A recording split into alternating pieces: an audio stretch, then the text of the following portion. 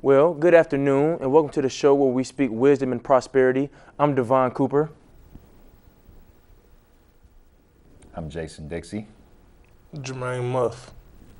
Well, there's a whole lot of topics that's going on today in the world, and we just want to touch on a few of them.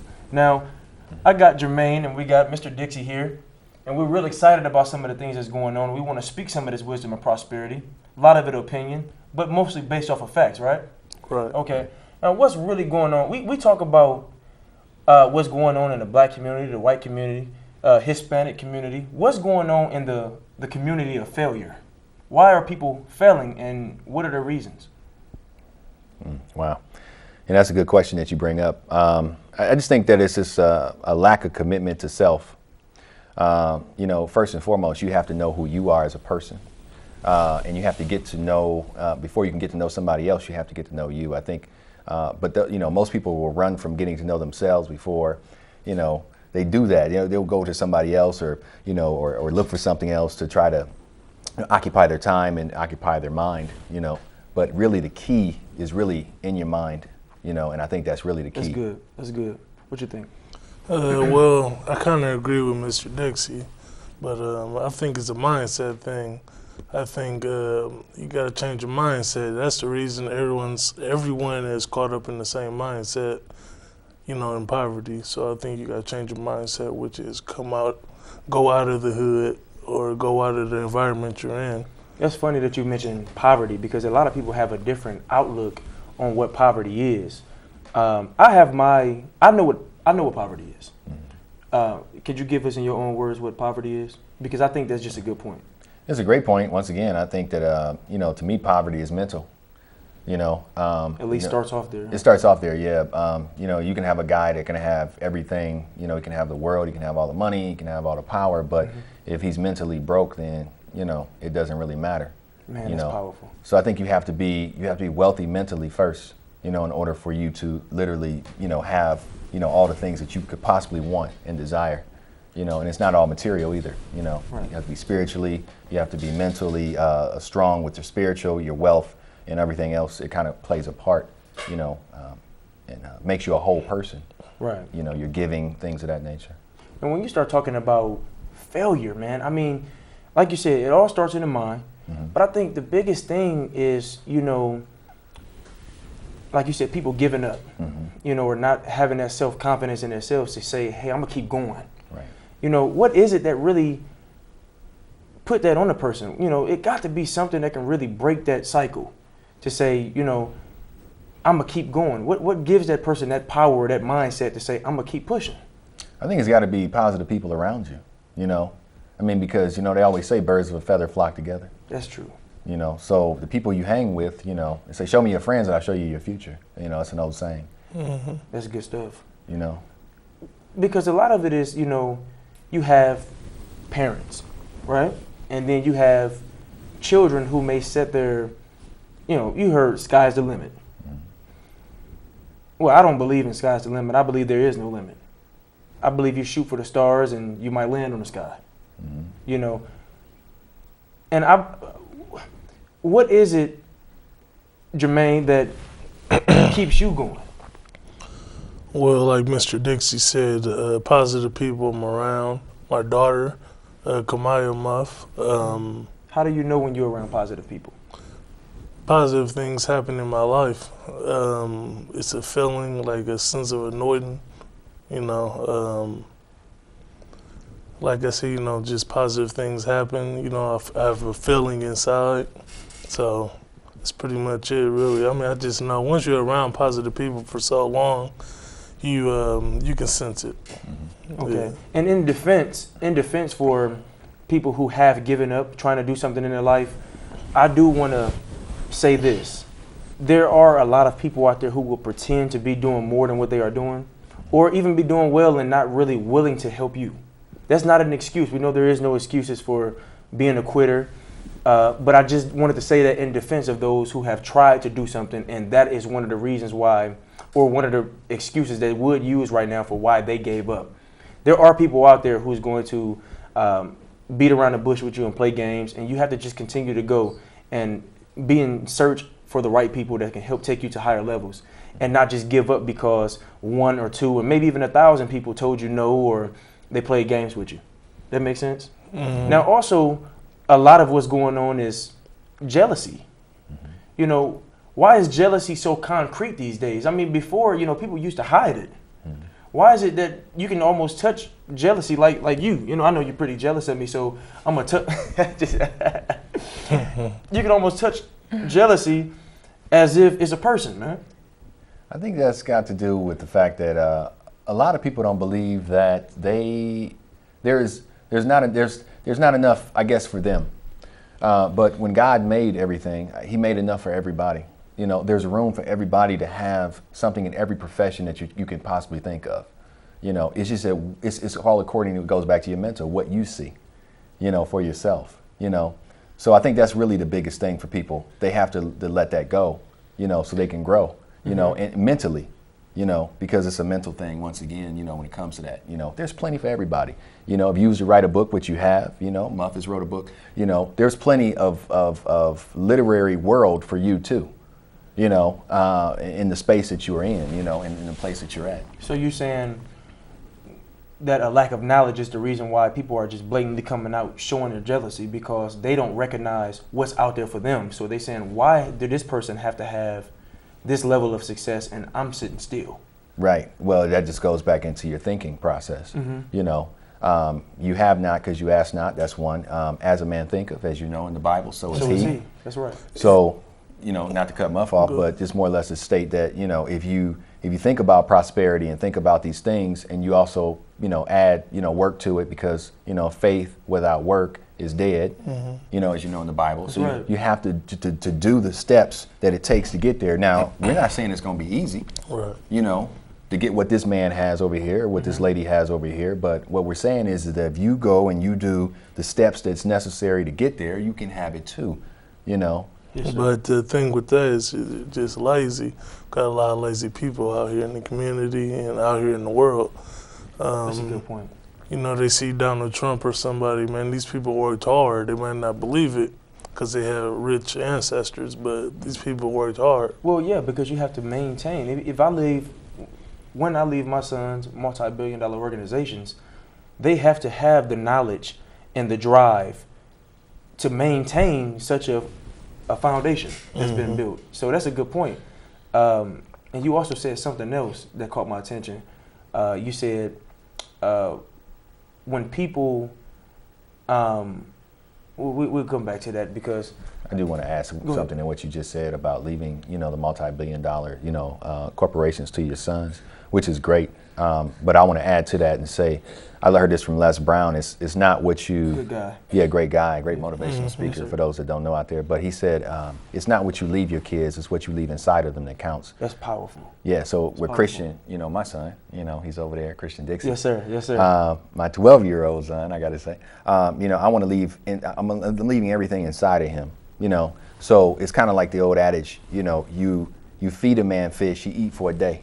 You know, biblically, I'm going biblical on y'all. You show him how to feed himself. I like that. But if you show him how to feed himself, he'll eat for a lifetime. So that's the same with your kids too. Yes, sir. You know, if they have those multi-billion-dollar companies and they don't know how to run those multi-billion-dollar companies, which I know they will from you. Yes, sir.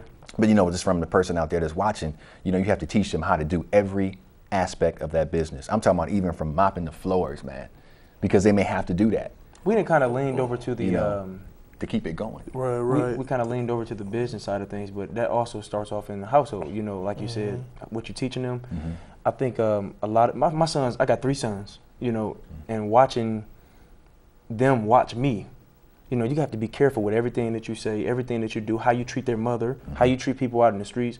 You know, when you say something to my sons, you know, now it's to the point where they say, yes, sir, yes, ma'am, because that's what I've instilled into them. So that's a good point, you know, and my mom really enforced that on me and my siblings, you know, to show that respect to people that were older than you. And I've learned now, regardless of the age of a person, to show them the same respect as if they were older than you. Does that make any sense? Yeah, it does. The please and thank you rule is very important. Oh, yeah. I've taught Christian that ever since he was a little boy, and he knows that, you know, when you address somebody, you use, may I please, and then after you get what you need, then you say thank you. Those 2 words are the most important words in the English language, next to I love you. and I'm sorry. You know, so if you use those two words, it's nothing you can't have or nothing you can't do.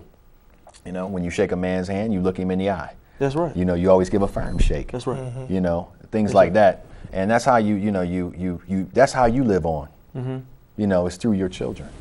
You know, so that's why you have broken situations now, I think, and failures, because these things are generational, like the Bible says, you know, like, you know, Foundation would tell me down at, you know, at the shop, you know, Unity, you know, he says 3 generations. Look at all these guys. You know, he showed me one time the one guy, his dad was in jail. No, his grandpa was in jail. His dad was in jail, and now the son's in jail. Wow. So you have to break that cycle and want to break that cycle. It's a mindset. It's a mindset once again. Everything is a mindset. My uncle went to jail. I'm going to jail too. Right. even though you don't intentionally say those words, that's what your actions show. Subconsciously. You know, and I'm a cycle breaker myself. I've had many people call me that, and I'm proud, and I thank God for that wisdom and prosperity that's been placed in my heart and my spirit. And it's not easy. It's not easy going against the grain. There's not a lot of people my age who are actually even trying to go in the same direction. If they're trying, they have no clue how. And it goes back to us saying you have to put yourself around the right people. You know, so, and they don't have to necessarily be mentors. You know, we've always, I've been on this subject for about a month now. You know, you have people who are sources for you, who can open doors for you. If I don't know how to play football, if I don't know how to be a speaker, and that's what my sons want to do, I can put them in front of others who do know how to do those things. Does that make sense? Yeah. You know, so it's about leading them to the right people, and those people doesn't have to be another father to them. They don't have to even take on the full responsibility, but at least pass on the tools that you do have to help open those doors. You know, some people are resources, and you have to utilize them as resources for you to get in contact with the right people. You know, just by me knowing you, I found out who Les Brown was. By me listening to Les Brown, it showed me so many different things that now I'm implementing to my own family. So I appreciate that, sir. Hey, you're welcome. We ain't thanking you that much. And I was going to say too that you know, not that it's a major issue, but you know, being married, you know, the person that you marry will be the most important decision you ever make in your life. And the reason that is because you need that support group, you know, for what we, you know, are trying to do and the people out there are trying to do. So, you know, that's a good point. So definitely, you know, you have to just kind of like really monitor and watch, you know, who you marry, what you do, things of that nature, and who you're with, you know, because not everybody comes to bring you good fruits. Okay, that's right. That's right. Yeah. So, but he said, you know, you will know a fruit by the tree. That's correct. Right? Yeah, look at you. Okay. You got anything to add? I'm listening, man. Well, we're talking about jealousy, man, and I know we kind of went off a little subject. I hope people picked up the wisdom and prosperity in what we just discussed. But we made some very good points, and you guys in particular.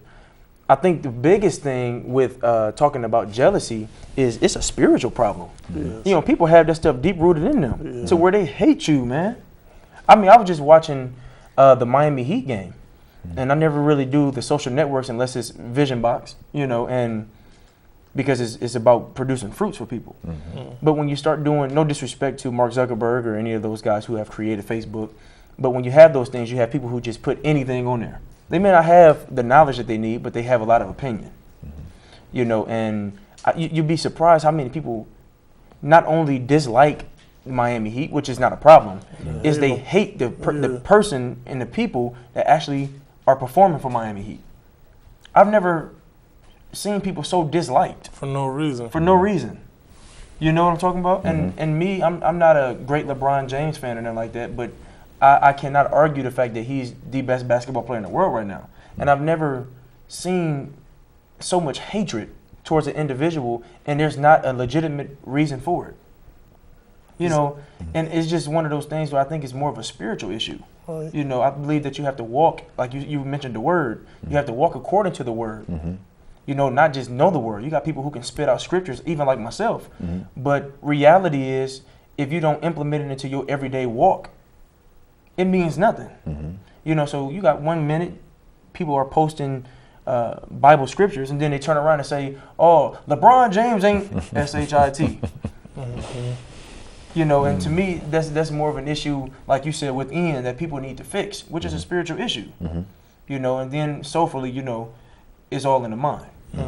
So it goes deep. Yeah, because you got to think about, you know, to cut you off, but when you got to think about when somebody hate, you know, somebody like the Miami Heat or you or me or Muff or whoever it may be, you know, that's not, I don't think that's you. I think that's them.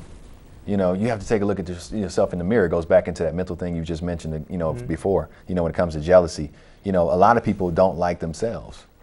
Wow. You know, because, you know, every day I wake up, finding happiness. Yeah, you know, I do a lot of, you know, I like the motivational stuff, you know, the Earl Nightingales, the, you know, Les Browns.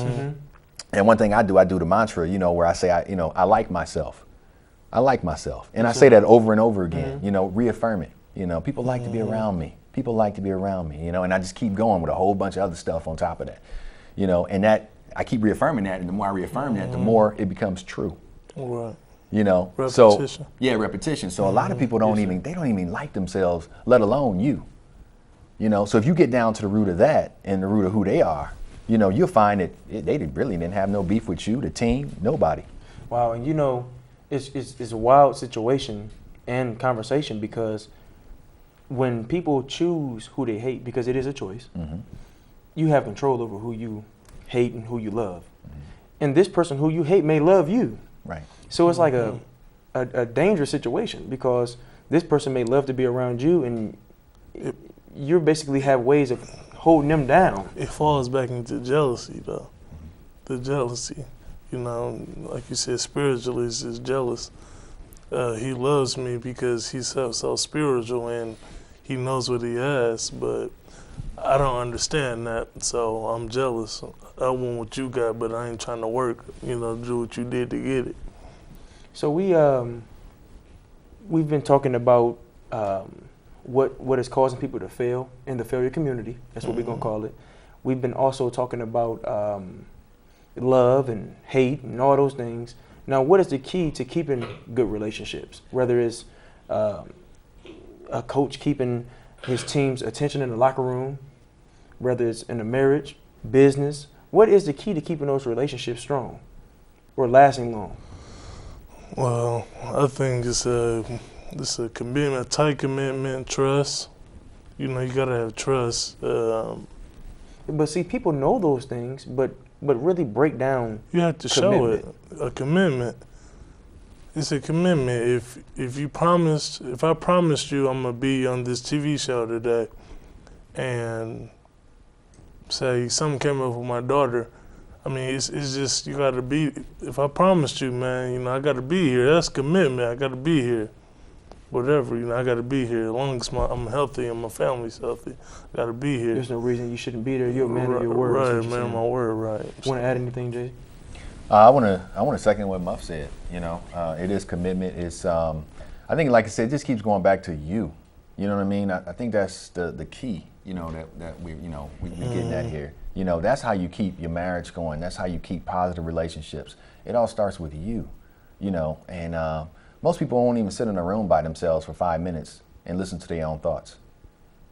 That's powerful. Just the quietness. Meditation. Yeah, because there's a lot of noise going on up there. You know, and you got to cipher through all that noise to get to who you are. You know, powerful. So if you can sit down and do that, you know, put the video games away, put the iPod up, get the cell phone and turn it off for a little bit. You know, turn the TV off sometime. You know, and just think. You know, I worked with a guy, man, named Dick Cook. You know, and he owns the apple orchard out there. And he told me, he said, "I'm not the smartest guy in the world, but he said I know how to think. I'm a thinker." And when he said that, I was thinking to myself, I'm not the smartest guy in the world. I'm not the most talented guy in the world, but I'm a thinker. I will think about something probably more than the average person will even contemplate on thinking about it. You know, I will decipher that thing like I don't know how many times. Before I think about doing it, everything is all almost like a mathematical like problem. You know, I like solve it. Like mostly all, I don't get all of it, but I get most of it. Okay. A lot of people ain't willing to do that. That's good because what I've learned in family, business, sports, it's all about you knowing your role. What value do you bring to the team? And as a father, you know, as the leader of the household, I have to bring not only value. When I say value, I'm speaking in terms of comparing it to fruits, because you can bring bad fruits also. But bringing good value, you know, everyone knows where I stand in the household. You know, and that's what everybody else kind of feed off of. You know, when I go to potential investors in business, potential partners, You know, I bring value to them. I don't just come to them asking for stuff. I'm not always in need. You know, it's about what we can do together. It's like putting a puzzle together, right? And I just think that's huge. But we've been talking about all these things, and just it's on my heart. When you start talking about being a father, what are some of the fundamental things, and then we'll go a little deeper, but what are some of the fundamental things that a father must do for his children? First and foremost is be there. Yeah. Whether And you're what do with, you define being there? I'm saying, like, you know, whether you're with the mother or not. You know, I mean, like, a lot of guys, they're going to get mad, you know, because now she got somebody else and, you know, whatever the situation may be, you know, or he's trying to hurt her, you know. But you have to be there. You have to, you know, when your kids need you, you have to be there. I'm not talking about financially. I'm talking about also mentally, spiritually, the whole thing, you know, when they need to talk, you know. That's big. That's big. You know, hey, son, you know, hey, let me call you back right now, you know, or something like that, you know, and it may not have been that important over here. Right. It's more important on the phone, Right. you know, or in person. You know, Dad, I need to talk, or, you know, whatever, you know, and you listen. I'm going through something like that now with me and my daughter's mother. We're not together, but I love my daughter to death. Talk to her every day. You know, I get her every week. You know, like, she just wants to ask me questions. She's only 3 years old. She wants to ask me this and that, but she just like that I listen and I'm there for her, and she know I love her. You know, financially, everything. So it's not so much about financially, but you got to be there financially. That's right. You That's know, right. you got to be there. Your daughter or your sons, they need clothes, they need shoes. Man. You know what I'm saying? They need knowledge. They need knowledge, man. I mean, you know, it's not a must to have fun, but they want to have fun. They want to go to Chuck E. Cheese. They want to. Memories. Yeah, they want. You want to have. You should want to have memories for your kids. So. And I believe that a father should be the number one door opener for his children. God couldn't say that he was our father if he wasn't creating opportunity for us. You know, so it's the same thing when we start talking about businesses. You know, me not having money cannot be an excuse for me not being a father. Right. Me not having a knowledge, or I've heard so many fathers say, well, I did the best I can do. Well, what if your best is not good enough? That's an excuse. Because it's an excuse. It's an excuse because every day I watch my sons grow up, you know, and they watch their father, you know, and we take the trash out together. I train them, you know, we study together, read together, you know, and it's one of those things where you said repetition. When we continuously do those things, now I'm instilling something inside of these children that's even greater than what I'm even intentionally trying to do, because they're picking up things that I don't even know they're picking up, all because I'm feeding them positive things. Planting the seed. I'm planting a seed. And even if they go off track, you know, and not to say yours won't or mine won't or Muff's, you know, they'll always have that there, you know, to go, man, you know, my dad wasn't right about everything, but boy, he was right about this. You know, I ain't doing that no more. You know, give me some wisdom. Or Give me some or wisdom. they know when they're doing wrong. that's correct. You know, it comes, but Dad wouldn't like this. Yes. You know, Exactly. Dad wouldn't like this. You have to make your kids want to make you proud. You know, coming up, I always wanted to make my mother proud because I seen the hard work we went through. I seen the hardship she went through, the sacrifices she made for us, me and my sisters. So it's one of those things where you start to appreciate, you know, what a parent does for you, and then it's a different mindset as you grow up. You may make your mistakes. You're going to make your mistakes, but you always come back to what's right. Just like it tells you in Proverbs 22:6, I believe, you know, train up a child as though he should, and then they will never depart. They might step away, but they won't separate from it completely. They'll eventually come back.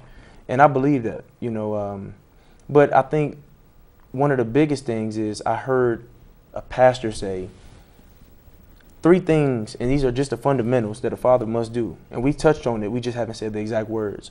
To provide, protect, and prepare. Like that. And I think that the preparing is one of the biggest parts of it. Because like you said, if you haven't found yourself,